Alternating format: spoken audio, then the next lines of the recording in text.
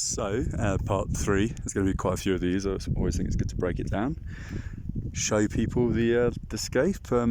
This is Cerro Calvario, almost forgot that. That's the middle point there. So in part 2 I was just ascending to this little plateau. And then you've got this absolutely stunning view. It's just gorgeous. I mean, it reminds me a bit of Ohrid, Lake Ohrid in what is now North Macedonia, and actually Gozo a little bit. Well, that would be more like Gozo over there. You can get a little ferry to this island over here. It's really cheap actually. I mean, I assume that's where a lot of these little boats are heading. It's 50, which is about, so it's 8.7 to the pound, so 8, 16, 24, 32, 40. Yeah, it's about 6, just under 6 quid, I think, if I'm doing that math correctly.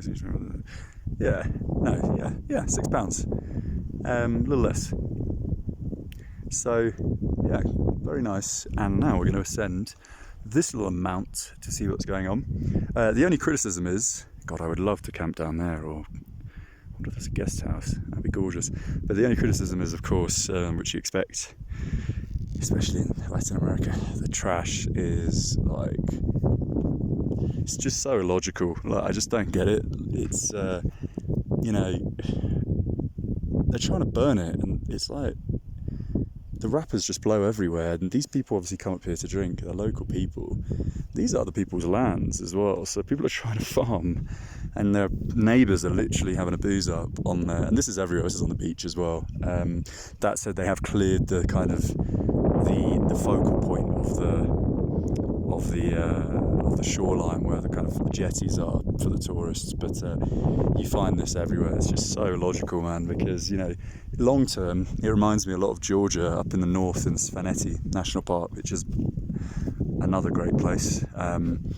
There's so much trash. Like, I would walk between Mestia and God, I've forgotten the name of the town where I was staying up there for quite a while, but yeah, it was about, I think, about 10 k's, and just the trash on the roadside, it just deters the tourists, because I mean, nowadays everything's so globalized. You can jet off to pretty much anywhere in the world for next to nothing, and because of that, obviously the market is so competitive. These are the kinds of things that stop tourists coming and put a ditch in your kind of in the economic track, as it were. So it's just so logical. I mean, look, if you took the equivalent of €1 from every single person that presumably pays a proportion of tax anyway in the neighbourhood, that would pay for someone to walk up and down the beach, just one person. It's not a particularly big beach, every day, and that entire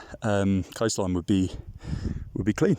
Because, you know, there's trash, but it's not like a crazy amount, but it's building, because it sets the precedent. You know, when people see trash, they, instead of, you know, returning to an environment where there's, you know, a place to dispose of it efficiently, or their own homes, they're just kind of intent on just adding to the pile. So it actually just exacerbates the issue. So I've never understood this. This is everywhere in the world, from Pakistan, India, of course, to Georgia, places in Europe. It's mad. Don't get it, but there, yeah, little tangent. I'll continue up here somehow. We'll find a solution.